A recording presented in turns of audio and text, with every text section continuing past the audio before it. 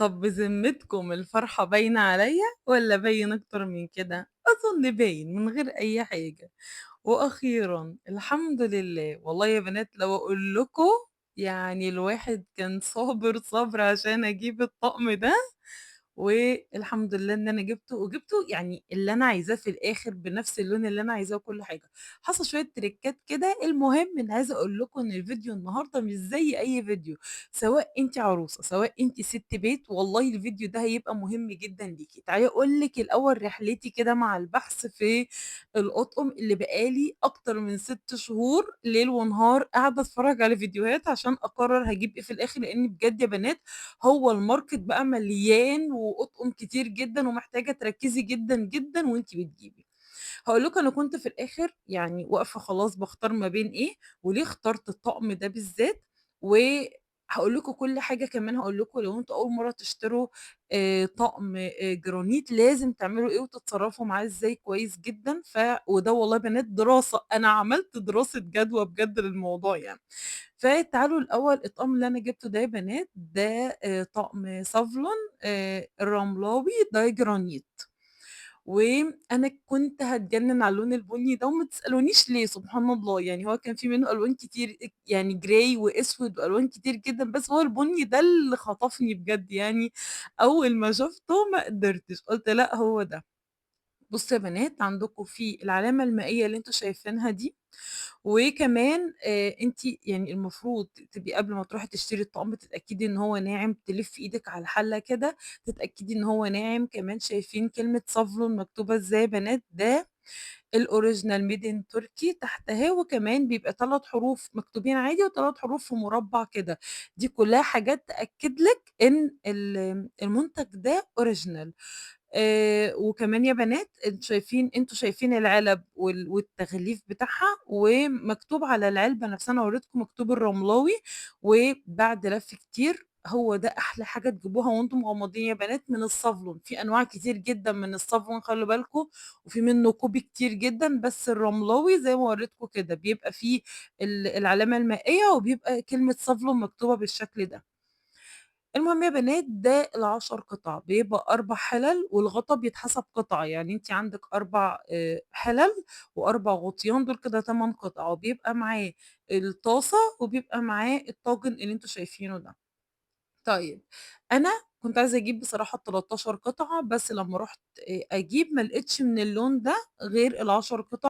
كان موجود من الأسود، وبصراحة أنا يعني لأ، اللون كان عاجبني أوي البني ده، فقُلت لأ خلاص مش لازم، هو أصلًا الفرق عشان تبقوا عارفين برضه بين ال10 قطعة وال13 قطعة يا بنات، إن في لبّانة وهي بتتحسب قطعتين، يعني اللبّانة قطعتين علشان هي غطا ولبّانة، وبيبقى معاها كمان يا بنات grill طبقة واحدة مش اللي بتتقفل، فأنا برضه قُلت أعرّفكم ده الفرق، وبيبقى الفرق بينهم في السعر حوالي 3000 جنيه، يعني هُم فارقين أو 3 وكسر، يعني اللبّانة والgrill بيفرقوا 3000 جنيه في السعر عن ال10 قطع ده.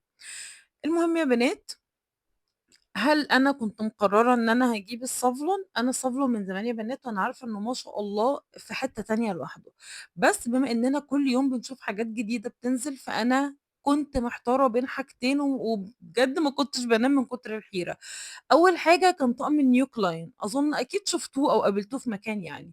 الNew Client ده كان عاجبني جدًا يا بنات وخصوصًا كنت باشوف عليه ريفيوهات كتير، واللي كان عاجبني فيه أكتر إن سعره كان فظيع، عدد قطع كبير جدًا وسعره تحفة والناس كلها بتشكر فيه، بس لمّا دخلت اتفرجت يا بنات على فيديوهات لأ، للأسف مش حلو، وفي ناس كتير قالت إن هو ابتدى ينقّر منها، وإن الغطا بتاعه ب ب بيتكسر الجزء اللي هو الإيد اللي فيه الهاندل اللي إحنا بنشيل بيها الغطا دي بتتشال، وناس كتير جدًا قالت إنه حتى ما كمّلش معاهم سَنة استخدام وكان وِحِش جدًا، فخلاص كده بُصّوا من غير تفكير لإني ما شُفتش فيديو ولا 2 ولا 3 لأ، ده أنا شُفت كتير كلّهم قالوا نفس الكلام، فشِلت الNew Client من دماغي، قُلت خلاص التاني بقى اللي فعلًا قعدت كتير جدًا بُصّوا أنتم مش متخيّلين مش عارفة أختار بينه وبين الصافلون كان الNew Flame بيني وبينكم يعني أنا كنت هاتجنن على الNew Flame وخصوصًا بقى اللي هو الفيكا اللي طالع جديد ده، كان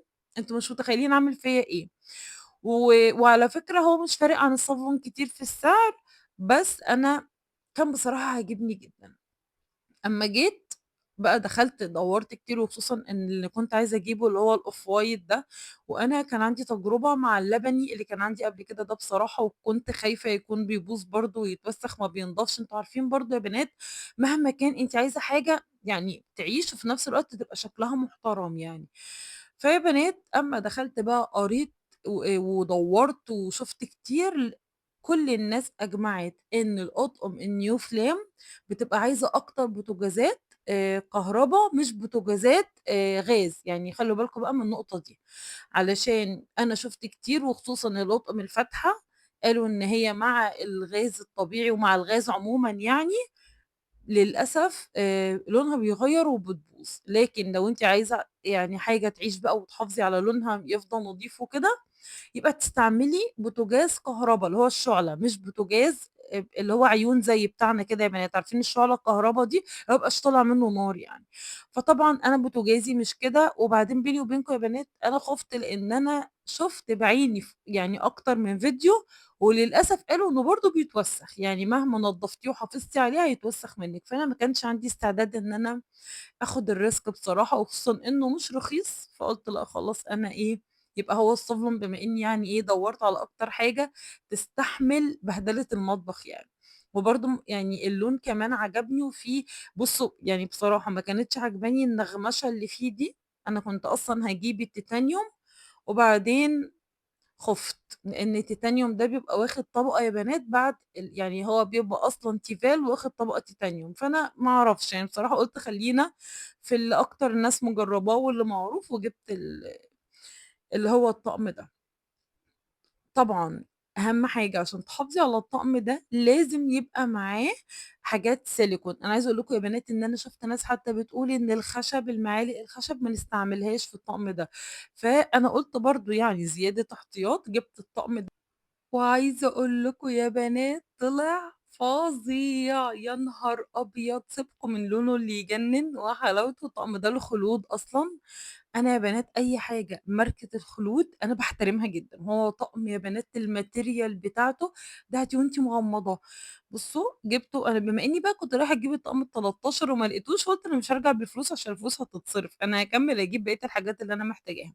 كنت برضه يا بنات محتاجة علبة رُز، أنا كان عندي علبة رُز يا بنات بس مدوّرة وكبيرة بتاخد تقريبًا 20 كيلو، فأنا المشكلة بالنسبة لي الكبيرة إن أنا مش عايزة الكمية دي كلّها، وكمان هي كانت واخدة المكان كلّه عشان مدوّرة وكبيرة أوي.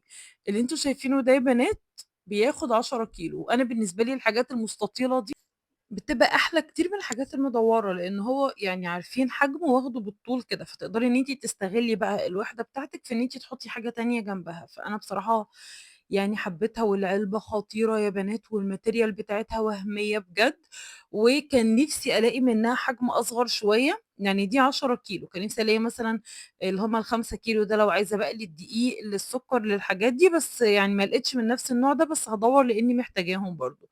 وبعد كده جِبت طقم كوبايات، لإني فعلًا أنا كنت محتاجة طقم كوبايات للشاي اللي هو العادي ده، لإن اللي كان عندي اتكسّروا، فكنت محتاجة بقى طقم جديد، فقُلت بالمرّة أنتم عارفين أنتم الدخلة بتاعة محلات الأدوات المنزلية دي، عارفين اللي هي بتحسّسكم دايمًا إن أنتم ما عندكوش حاجة أصلًا، يعني محتاجين تغيّروا كل الحاجات اللي عندكم. تعالوا أقول لكم بقى يا بنات إن بعد خلاص ما بنقرر إحنا هنشتري طقم إيه، وبعد ما جبنا الطقم من أهم الحاجات اللي إحنا لازم نعملها عشان نحافظ على الطقم ده، إن إحنا نقرا الكتاب اللي بيبقى جاي معاه. أنا الطقم بتاعي ده جاي معاه كتاب كده لتعليمات الاستخدام. أول حاجة يا بنات هو كان مكتوب فيه إن أنا لازم أدهن الطقم كله زيت زي ما أنتم شايفين كده، أدهنه طبقة زيت كويسة وأحطه على نار، لمّا أحطه على النار ما تكونش العين يا بنات طالعة برّه القاعدة بتاعة الحلة أو الصينية. بُصّوا الحاجات دي مهمة جدًا ولازم تاخدوا بالكم منها لو عايزين تحافظوا فعلًا على الطقم بتاعكم. يعني أنتِ المفروض بتاخدي بالِك كده بتبُصّي بعينِك كده الحجم بتاع الحلة قد إيه، وتختاري عين تكون صغيرة علشان ما يبوظش الطقم بتاعِك يعني.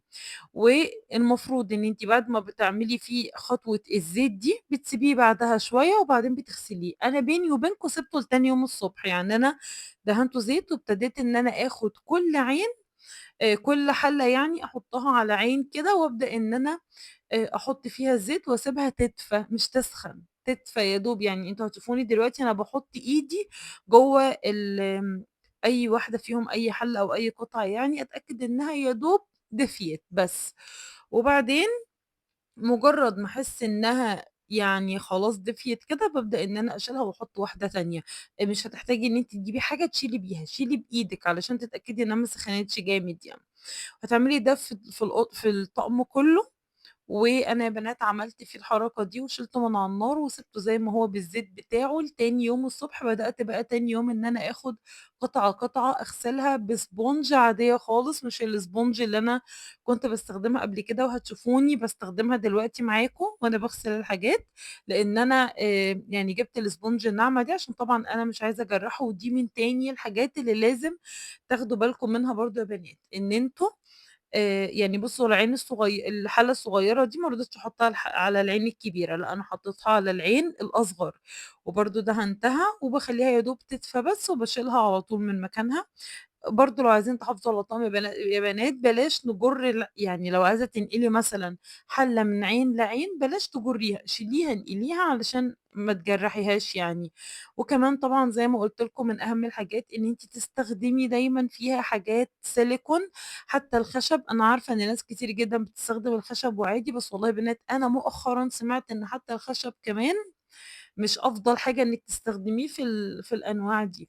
فأنا عايزة أقول لكم على حاجة حصلت معايا يا بنات. أنا طقم الخلوط ده كبير، يعني 14 أو 15 قطعة حاجة كده، كبير جدًا بجد. في قطعة أنا أصلًا يعني عمّالة أقول هو إيه كل الحاجات دي، وكمان جاي معاه مضرب سيليكون وده نادرًا ما بالاقيه موجود في مكان. ده أنا أصلًا كنت بادوّر على مضرب السيليكون ده في مكان لوحده يعني، بادوّر عليه كنت عايزاه، وجاي معاه الماسك اللي إحنا بنشيل بيه الحاجات ده. فهو بصراحة طقم كامل متكامل، ما فيش حاجة مش موجودة فيه. أنا لمّا رُحت أشتري الطقم ده يا بنات، لقيت سعره تقريبًا في رينج ال700 جنيه. فأنا بصراحة يعني قُلت إيه، لأ ده غالي أوي وده في الأول وفي الآخر طقم توزيع يعني وكده. فطَب أنا أشوف. كان البنت اللي أنا باشتري من عندها الطقم ده يا بنات، كان عندها إنِّك تشتري بالقطعة، يعني عندها المعالق بالقطعة، عندها المقص، القطاعات، عندها مثلًا المضرب، الحاجات دي كل حاجة موجودة بالقطعة. والله يا بنات أنا عايزة أقول لكم إن أنا نقيت 5 قطع أو 6 قطع تقريبًا، لقيت سعرهم معدّي ال700 جنيه. أنتم متخيلين الطقم ده قد إيه موفّر؟ كمان هو بييجي لِك بالholder بتاعه أو بالحامل اللي أنتِ بتحطّي فيه القطع بتاعة الطقم. وكمان معاه اللي هو الspoon holder ده، أو اللي هو اللي بيتحط جنب البوتاجاز علشان لمّا تيجي تستخدمي معلقة أو أمّا تيجي عايزة تشيلي غطا وتقلّبي حاجة جوّه الحلة، تقدري إن أنتِ تسنديها على الholder ده. تحفة يا بنات، تحفة، ولونه خطير. موجود منه كمان لونين أنا وريته لكم وأنا باعمل unboxing للعلبة. كان في لون أسود ولون جراي، بس أنا بصراحة كنت حابة اللون ده. وأحلى حاجة إن أنا كمان يعني اللون بصراحة اللي عامله عبقري، هو مش أبيض لإن أنا يعني كان عندي المعالق البيضا والمعالق عمومًا أي لون كده مع الصلصة ومع الكركم ومع الحاجات دي، بجد ألوانها بتغيّر. فهو ده لونه يعني عارفين الoff white اللي أول درجة من الجراي كده، هو off white غامق مش off white فاتح. فيا بنات لونه فظيع، فظيع بجد، يعني لونه خطير. وكمان أنا جرّبته طبعًا في الاستخدام، رهيب يا بنات، تحفة، تحفة. وبعدين عارفين السيليكون اللي هو مش المايع أوي ولا الجامد أوي، لأ، اللي هو الفظيع ده، اللي هو عامل لِك جزء في الأول سيليكون كده، وبقية المعلقة ماسكة نفسها عشان لو هتقلّبي بيه، لو هتعملي حاجة، فيبقى برضه يعني يستحمل معاكِ وتقدري إن أنتِ تستعمليه وتغرفي بيه. بصراحة عملي جدًا أنا اتوهمت بالطقم ده. فلو أنتِ بقى عروسة أو سِت بيت بتجدد، فالحاجات دي هتبقى أساسية معاكِ. إن أنتِ لو هتجيبي الطقم الجرانيت مثلًا، لازم هتجيبي معاه طقم سيليكون عشان أنتِ مش رايحة بتشتري طقم بمبلغ وفي الآخر تبوظيه بحاجة خشب. أو طبعًا المعدن ده ممنوع تمامًا إن أنتِ تستعمليه في الحلال دي. وزي ما شُفتوا كده بقى يا بنات، بدأت إن أنا الحاجات اللي جايباها أغسلها طبعًا، لإن الحاجات دي بتبقى متخزنة في مخازن وكده متعرضة للأتربة والحاجات كده. فلازم طبعًا كل حاجة قبل ما نستخدمها نغسلها كويس جدًا. فهو ده الطقم. بُصّوا لونه بيتهيأ لي هنا باين، هي العلبة لونها أفتح شوية من الطقم. فهو خطير. بُصّوا أنتم شايفين قطع قد إيه؟ أنتم متخيلين أنا عمّالة باغسل قدّامكم كل القطع، وكل قطعة بجد عملية، حتى الفرشة، حتى الماسك ده، حتى المضرب اللي عجبني أوي بصراحة، كل حاجة فيه جميلة، بصراحة يعني تحفة. وقد إيه بقى مش عايزة أقول لكم أنا فرحانة بطقم الشاي، أنا كنت محتاجة طقم الشاي ده جدًا، يعني حبيت كمان أغيّر، أنا باجيب دايمًا الشكل المربع ده، فقُلت لأ هاغيّر المرّة دي، فهو شكله عجبني أوي وماسكته حلوة. عارفين الطقم أصلًا النوع ده هو نوعه باين، أنا الاسم بتاعه باين، هتلاقوا يا بنات نوعه محترم أوي بجد ومش غالي، يعني هو سعره كان ب230 تقريبًا، حاجة في الrange ده. ومنّه أشكال، أنا مش عايزة أقول لكم إن كان في تقريبًا أقول لكم إيه، 30، 40 شكل باختار منّه، كبير وصغير وكل الأشكال والأنواع موجودة، من النوع بتاع الكوبايات ده موجود منّه للقهوة، للعصير، كل حاجة بقى موجودة وأشكال فظيعة بصراحة، كان في منّه أشكال تحفة.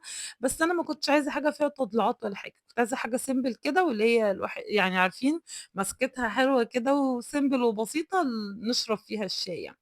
وبس خلّصت غسلت حاجتي، والعلبة دي اللي أنا فرحانة بيها جدًا بصراحة، خطيرة، خطيرة، وخلّت لي المكان واسع وياخد حاجات كتير، يعني خلي بالكم هي فيها فتحة كمان يا بنات لو أنتم حابين تحطّوا قرنفل أو حبّهان أو حاجة، حاجات اللي بتحفظ الرز دي تقدروا تحطّوها برضه.